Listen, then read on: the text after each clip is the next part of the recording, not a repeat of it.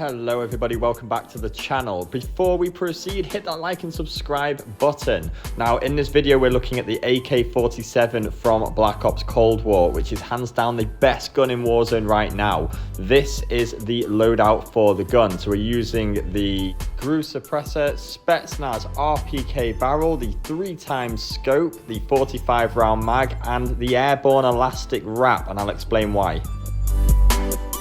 Now we're going to be using the airborne elastic wrap specifically because it reduces the visual recoil of the gun and helps with the stability. Now this gun is a death machine anywhere within 48 meters. So to give you an idea of what 48 meters looks like, I've set a little marker here so we can now back off, and this is basically going to be the most effective range for the gun. But even at longer distances, this thing is a monster. So let's have a look at the recoil pattern with the Zen turned off, and then I'm going to show you the settings after the video, and let's see how this gun reacts when we turn our Zen on.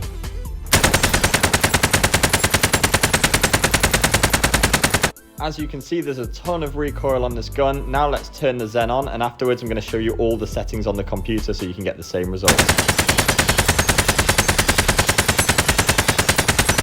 So as you can see, this is an absolute beam machine with the 3x scope. The 4x just makes it a little bit too bouncy. So let's jump over to the computer. Let's look at all the settings, copy them exactly if you want the same results.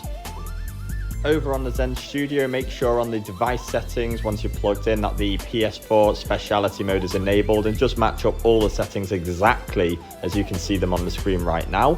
And that way you're going to get the same results. Head over to Programmer, and we are going to be using the Warzone Essentials Pro Pack. Now, if there's any updates for this pack, delete the old pack and drag a new one on so that you definitely get the most updated version, because sometimes when you press update on the actual pack, it doesn't always register straight away. Make sure the settings here match exactly what you've got in the game. So for me, I'm using tactical flipped. You can use whatever you want for the button layout. It's not going to affect the Zen. For the response curve type, use dynamic. It seems to react really well to this, and it's actually a much better aiming tool anyway. So use dynamic. Obviously, make sure dynamic is selected in game on the Warzone menu itself. For the stick sensitivity, I set this to 7. Use the exact same as me if you want the same results. So set it to 7, and the stick dead zone, set it to 7. When you change the dead zone, it actually does affect how the Zen responds a little bit, and this works really nicely for this gun. So just set it to 7. Now 7 here actually means 0.07 in the Warzone menu, so just bear that in mind.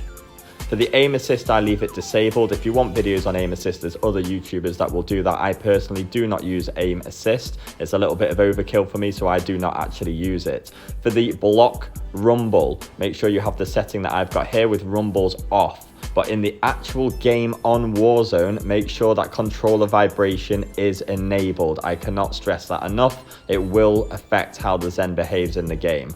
Fast reload is disabled, hair trigger is disabled, slide cancel is a big one. This is really useful, just enable that. The anti-recoil mode should be on quick edit ADS anti-recoil mode, and the weapon swap should be automatic, so that when you press triangle, it will automatically swap between the AK and whatever gun you've got as your secondary.